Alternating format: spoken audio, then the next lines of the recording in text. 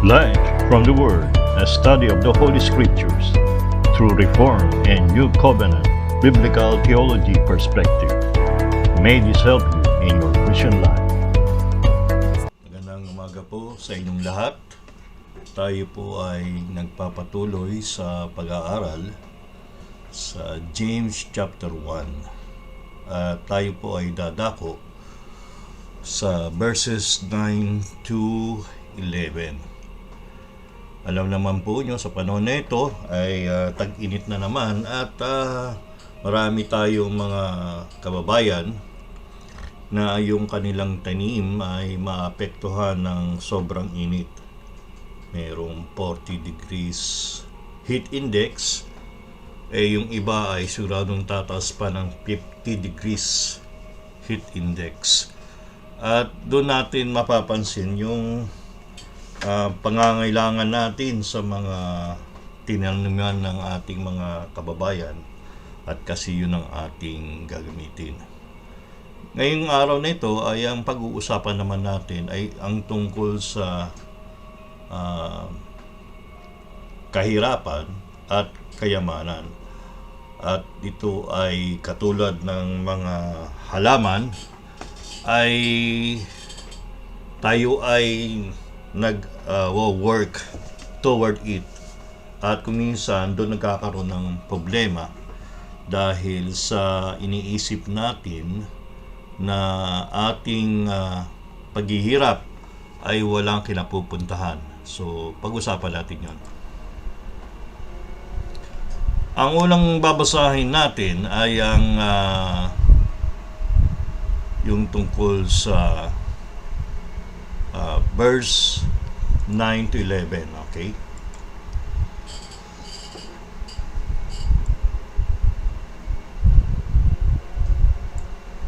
Let the lowly brother boast in his exaltation, and the rich in his humiliation, because like a flower of the grass, he will pass away. For the sun rises with its scorching heat, and wither the grass, its flowers fall, and its beauty perishes. So also will the rich man fade away in the midst of his pursuits. Sa Tagalog po naman ito ang sinasabi. Ngunit ang kapatid na hamak ay hayaang magmamalaki sa kanyang pagkakataas, at ang mayaman sa kanyang pagkaaba, sapagkat siya'y lilipas na gaya ng bulaklak sa parang, sapagkat ang araw ay sumisikap na may nakakapasong init at tinutuyo ang damo at nilalagas ang bulaklak nito, at nawawala ang kagandahan nito. Gayon din ang taong mayaman ay malalanta sa gitna ng kanyang abalang pamumuhay. So ang unang point po ay boast in God's reversal. Tayo ay magmalaki na mayroong pagkakaiba na pagbabaliktad ang ginawa ang Diyos sa atin. Mapapansin natin verse 9 and compare with verse 10 and 11, ang tinutukoy na mababa o mahirap ay ang ating kapatid na itinaas ng Diyos. Ngunit yung mayaman at ang taong mayaman, verse 10 and 11, ay hindi minention yung word na brother. Okay? Ngayon, isa-isahin natin yung mga salitang importante para maintindihan natin ang tinutukoy nito. Okay? Una ay yung let him who boasts. Balik po natin sa English. Yan. Let the lowly brother boast in his exaltation. So yung boast po ay upang magmalaki, take pride, o be confident. So ito ay isang pandiwa na nagsasabi patuloy siyang nagmamalaki sa Diyos. May mga bagay na Hindi dapat tayong magmalaki, hindi tayo dapat magmalaki sa ating sarili, sa ating kayamanan, sa ating mga accomplishment. But ang tinuturo dito ay yung kung saan tayo inilagay ng Diyos. Magmalaki tayo madalas at continually. At mapapansin nyo, ito ay utos. Hindi ito optional. Dapat na-resolve na natin sa ating sarili na tayo ay magmamalaki, be confident that we are exalted in the Lord Jesus Christ. Okay? So, ito ay mindset.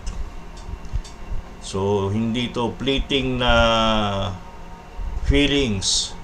We keep on rejoicing, we keep on boasting because God, the Lord, has lifted us up. Okay?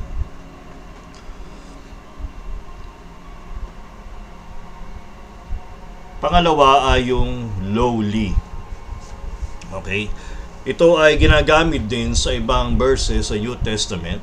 Matthew 11:29, I am gentle and lowly in heart. Tinukoy ni Jesus sa kanyang sarili. Sinabi rin ni Maria na yun ang ginawa ng Diyos sa mga lowly. Sabi sa Luke 1:52, He has brought down the mighty and exalted the humble. Same, humble, lowly. At sa 2 Corinthians 7 verse 6, God who comforts the downcast. Yung downcast po ay lowly rin. So, yung meron siyang range of meaning, pero makikita nyo na tumutukoy yan dun sa abang tao. Okay?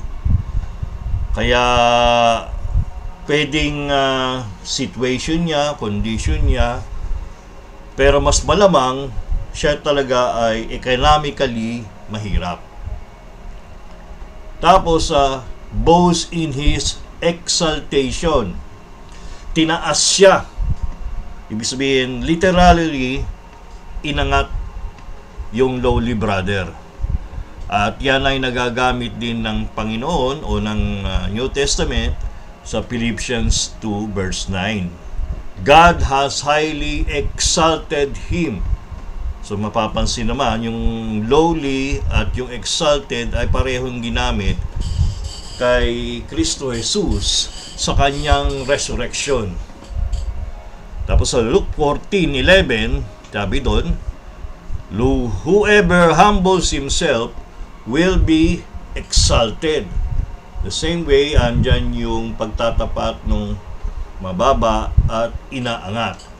At hindi ito ay dito lang makikita. So, minsan naisip natin na tayo ay galit lang ang sweldo. Minsan ay minimum wage, kuminsan wala pa nga. Pero biglang mayroong nangangailangan ng ating tulong. May nawawalang bata at nakita natin, tinulungan natin, miski sino pa man siya at sino pa man tayo, walang pumalakpak, at nakita tayo ng Diyos, yan ang aking anak. Pinagmamalaki ko siya dahil iniisip niya ang ibang tao kaysa sa kanya. Kaya importante po na talagang iniisip natin, na-decide na natin that we boast in our lowliness because He has exalted us. In a way, sa English, in the divine economy of grace, James unveils a paradox of profound import. The lowly brother, cast down by the word's measure, is summoned to boast in an exaltation, not of human devising, but of God's sovereign will. Here, the eschatological reversal breaks into the present, a foretaste of the kingdom where the humbled are crowned. This is no mere sentiment, but the outworking of redemptive history rooted in the Christ who stooped to rise. Ibig sabihin po, ito ay palasap ng mangyayari sa darating na panahon na makikita natin si Jesus na dumating nung una na mababang alipin hanggang sa kamatayan at ngayon ay nakataas na at ating hari ng hari, Panginoon ng Panginoon. Kaya nga mga kapatid, sa ating araw-araw, matuto tayong magmalaki sa Diyos sa ating mga sitwasyon kung saan tayo nilalagay. Sa ating paglalakbay, pagsasagay ng jeepney, yung ating kinakain, ating binibili, huwag tayong mahiya. Mahiya tayo na hindi natin kayang ipagmalaki ang binibigay ng Diyos sa atin. At tanungin natin sa ating sarili, pag tayo ay nasa ating bahay na, saan ba tayo nagmamalaki? Sa ating sweldo, sa ating edukasyon, sa ating mga titulo,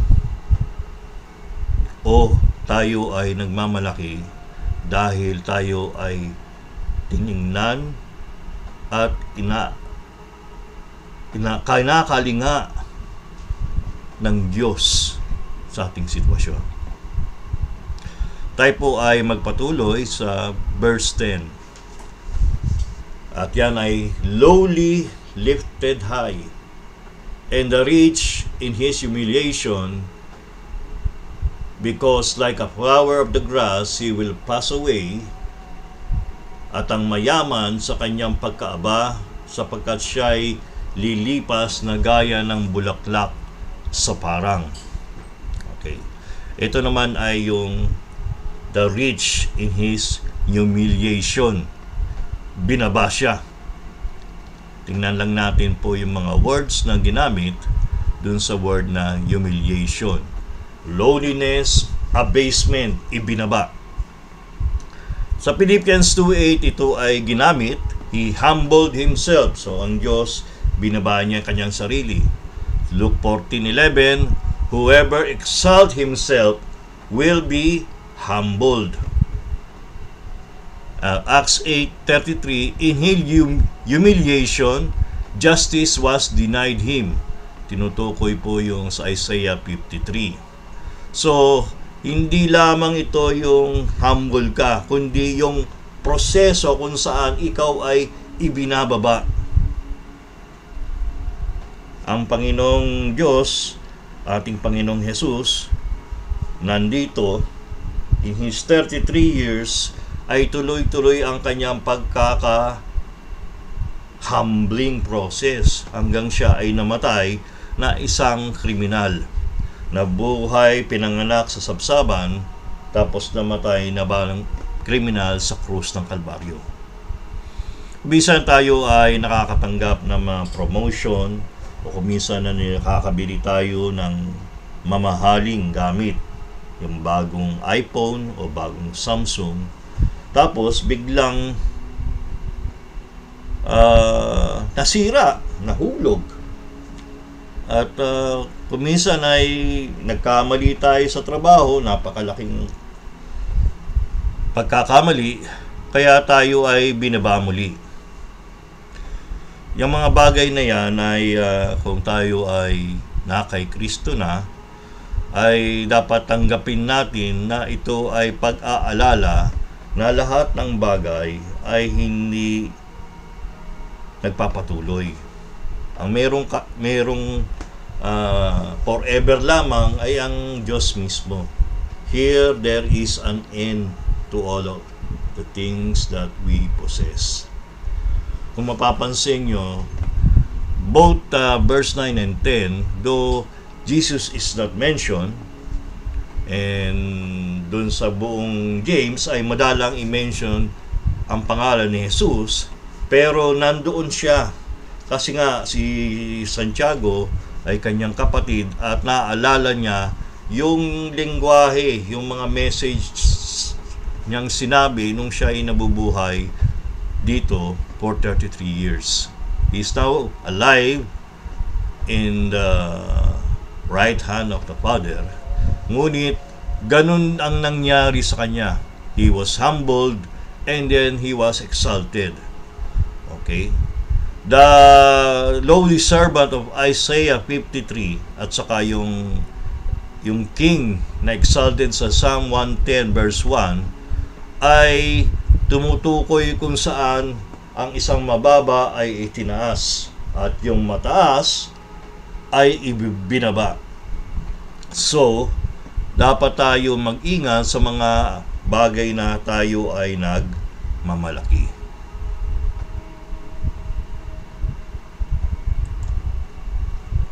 Sabi nga, James deliver a straightforward gospel truth. The rich must boast in their humiliation, a leveling that echoes the cross. This is no optional ethic, but a divine mandate. God exalts the poor and abases the proud. Christ's humiliation secures it. His exaltations guarantees it. The evangelical mind grasps this. Our worth lies not in wallets, but in the wounds of Jesus, who lifts the downtrodden to glory. Okay? So, hindi dapat tayong mga prosperity preachers o miski yung mga mega churches na kung saan nagmamalaki sila na napakarami nilang tagasunod. Totoo, dapat tayong matuwa kung madaming Kristiyano na liligtas. Pero yun ay mga alagad at anak ng Diyos. Hindi natin sila pag-aari. Kaya nga, minsan ay laksa-laksa yung mga bonuses natin, laksa-laksa yung promotion natin, laksa-laksa yung natatanggap natin na sales sa ating business, pero hindi dapat doon tayo magmalaki. Hindi dapat doon makita natin ang ating identity. God is enough because wealth will never be enough. We should not run for titles. Kundi, it is okay to do our best, the excellent thing we have to do, pero yun ay dahil we covet the praises of God, our Father in heaven. So mga kapatid, tanong natin sa ating sarili, alam ba mahirap magmayabang sa nawalan tayo? O meron tayong tinanggap? Di ba mas mahirap nga yung mawalan. Pero dito sinasabi, kung ikaw ay binaba, ikaw ay itataas. Kuminsan naman, tingnan natin buhay natin na kuminsan tayo ay binaba ng Diyos upang iangat tayong muli. Kasi mayroon na tayong natutuhan na tayo ay nakasalalay mismo sa ating Diyos. Hindi sa ating pwedeng gawin, magagawa, o ano man ang koneksyon natin sa mga tao. Thirdly, ay opulence fades fast. Opulence ay richness. So sa verse 11, for the sun rises with its scorching heat, sikoro, and withers the grass. Its flower falls, and its beauty perishes. So also will the rich man fade away in the midst of her pursuits. Sapagkat ang araw ay sumisikat na may nakakapasong init at tinutuyo ang damo at nilalagas ang bulaklak nito at nawawala ang kagandahan nito, gayon din ang taong mayaman ay malalanta sa gitna ng kanyang abalang pamumuhay. Ang matindi dito yung mga verb. Sun rises, withers the grass, flower falls, beauty perishes, the rich man fades away. Puro ano po yun, may kadensya. Pag binasa natin paulit-ulit, makikita natin na progressive siya hanggang it perishes, fades away.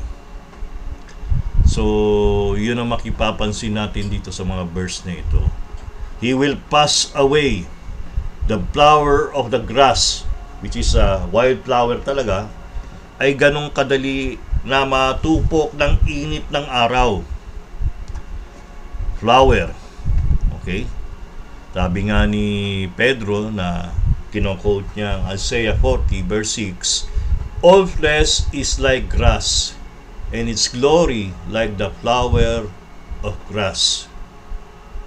Sabi ng Panginoong Jesus, consider the lilies, Matthew 6:28, how they grow, at mawawala muli. So, mapapansin natin na ganun ang tinutukoy tungkol sa kapangyarihan at kayamanan ng tao. Muna, yung araw tumataas, it rises on the east. Ngayon mas lalo natin napapansin sa tag-init na at umiinit pa. Basta tumaas ang araw, 7 hanggang alas 3, alas 4, napakainit. We have to stay hydrated. Paano pa kung ikaw ay nasa Palestinian o Mediterranean sun? Madaling matuyo kung walang tubig na magsisilbi sa'yo. You will wither. Okay? Sigurado na yung pagkatuyot mo mangyayari. Yun ang sinasabi dun sa wither. At ganun din, ikaw ay magpo-fall, babagsak. Pagkatapos ng mag-wither, babagsak. At sigurado rin yun. It is a secure truth that when the sun rises, the flower withers and it will fall. At pag nag-fall, wala na. The beauty perishes. The same thing. It is as sure as the sun that rises, withers the flower, withers the grass, then the flower falls, and its beauty perishes. So pag tinignan natin, ganun pala ang kayamanan ng tao. Kagandahan ng kayamanan. Ganun din ang kapangyarihan. They will all fade away. So with the rich man. Kaya doon sinasabi sa atin, part of our trials is to know wisdom. And the wisdom is to see how God sees everything here in this world. At malalaman natin that the rich man fade away in the midst of his pursuits. Sa panahon ng mga Grego at ng mga Hudyo, nakikita nila yan. Nakikita nila ang daming bulaklak. Parang yung sakura, di ba? Ngayon ay magbo-bloom sila. Eventually, for a few months, mawawala rin. Panahon din natin, kung minsan ikaw ay tataas, binigyan ka ng bagong posisyon, tapos eventually may kakamali ka, o katulad natin, tatanda, mawawala na yung titulo mo. You will be humbled. May mga panahon din tayo sa Pilipinas o sa ibang bansa na kung minsan ay very volatile ang economic prosperity. Minsan ay mataas, kumita ka, tapos biglang babaksak yung pinagkukuhanan mo ng kita. Nangyayari yan sa Ukraine, Canada, US, Japan, mas lalo sa Pilipinas. Kaya, importante na ang isulat natin sa ating buhay, sa ating marmol, ay ang pangalan ng ating Panginoong Hesus. Hindi ating sarili, hindi ating apelyido. Hindi tayo magpapatayo ng mataas na tore katulad ni Nimrod at pagmamalaki na sila'y nagkaisa. Dahil eventually, maghihiwalay-hiwalay din. Ngunit kung tayo ay magmamalaki sa Diyos Ama, Kanyang anak na si Jesucristo, at ang Banal na Espiritu, ito ay hindi mawawala.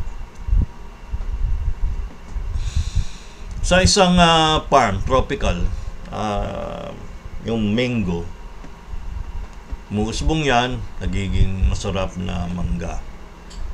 At pag hindi mo naman pinitas yan, pag mahihinog na, eventually, it will dry up. At unti-unti mabubulok. Ganong kabilis ang opulence o richness ay mawala. All flesh is grass, the grass withers, the flower fades, sabi nga ng Isaiah 46:7. Sabi nga, James paints a picture we all know. A flower blooms in the field, bright and lovely. Then the sun rises with its scorching heat, and in a day, withered grass, fallen petals, beauty is gone.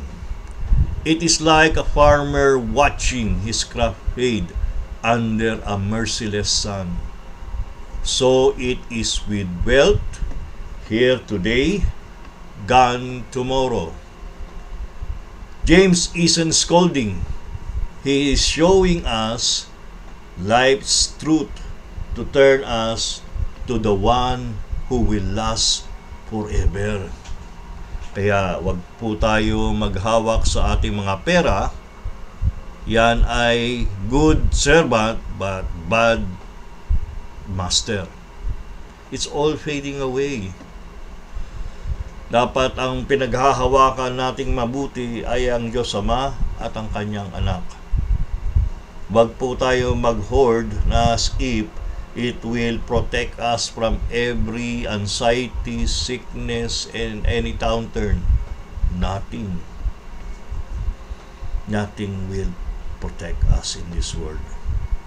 Siguro kung alam niyo yung kwento ng World War I, World War II, o miski ng Vietnamese War, o ng Korean War, o nung panahon nung kalakasan dito ng mga 1972 to 1983, 86,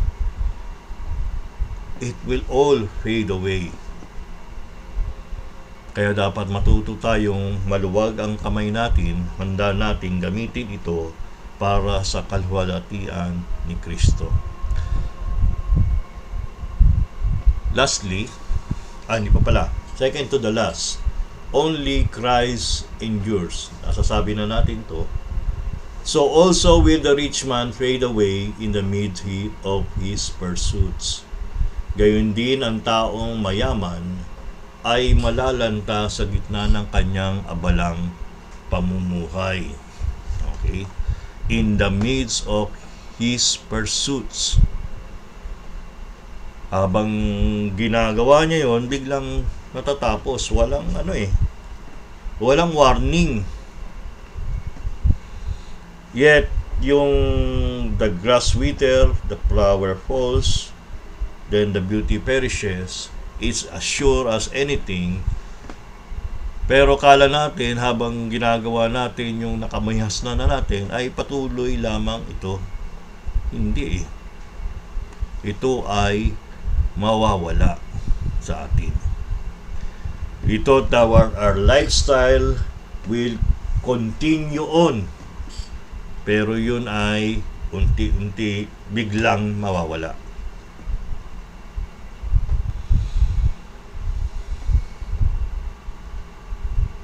Kaya nga, importante sa atin na matandaan natin na hindi tumatagal ang mga bagay na ito. Minsan ay parang katulad tayo ng isang Grab driver. Pinagpalit natin yung trabaho natin, nung kalakasan ng Grab. Bumili tayo ng bagong kotse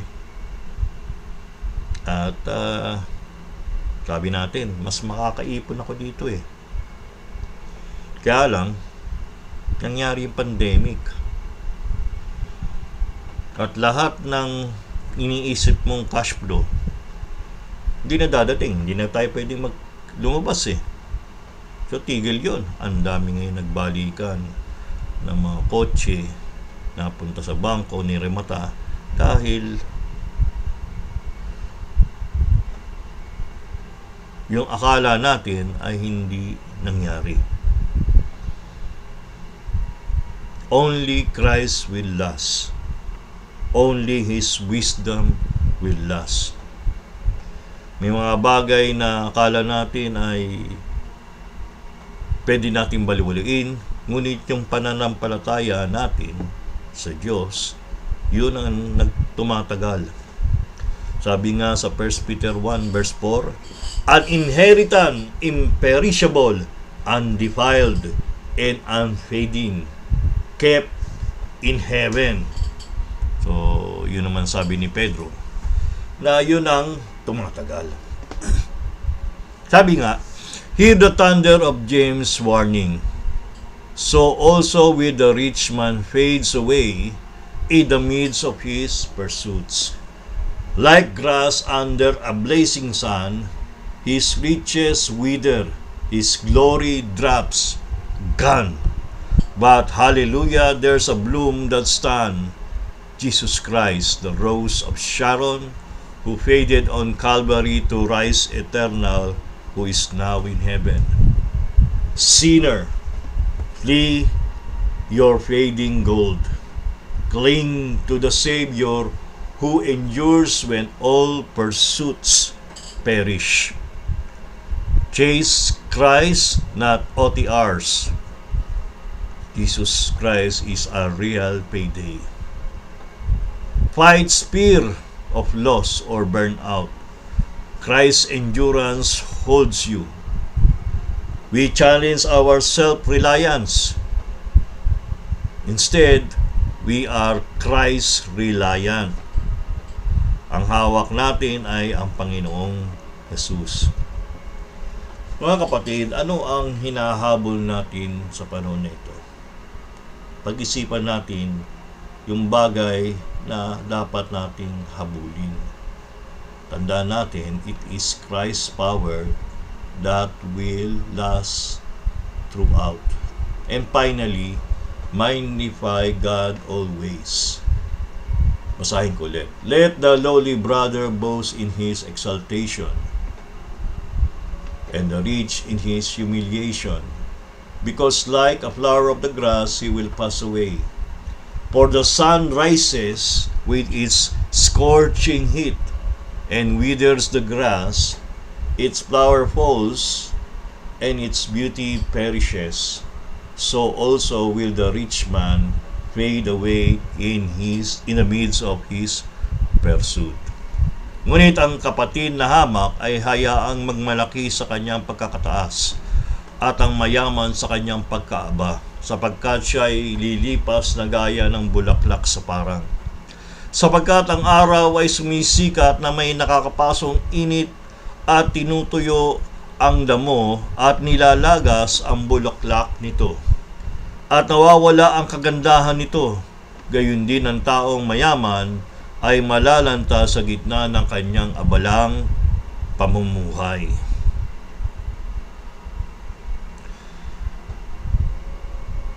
ang katotohanan that is we will all pass away like the rich man will fade away. The scorching heat, hindi masyado minention pero alam natin ang matinding scorching heat ay yung pagdating natin sa dulo ng panahon. The scorching heat of the lake of fire and of hell. Kaya nga dito, sa ating daigdig ay yung iba ay kala nila wala na yung scorching heat. They will just die. There is still a last day scorching heat.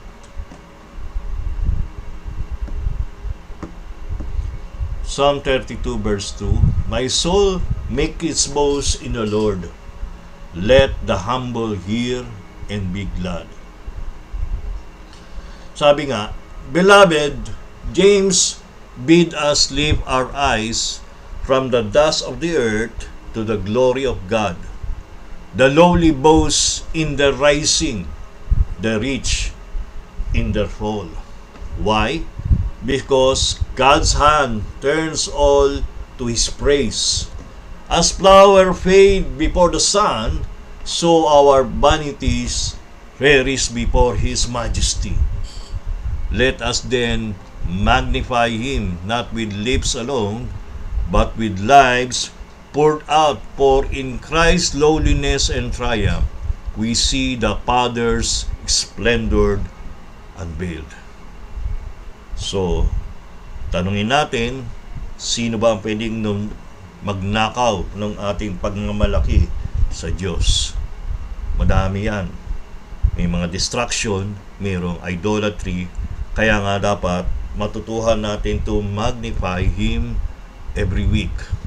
So, ang mga challenges sa atin, yan ay panahon para tayo ay magmalaki sa Diyos at tayo ay mag-rely sa Kanya. He is bigger than our day. Kaya nga po, B, boast in God's reversal. L, the lowly is lifted high. O, opulence fades fast. O, only Christ endures. And M, magnify God always. Meron lang akong babasahin na ginawa na tula.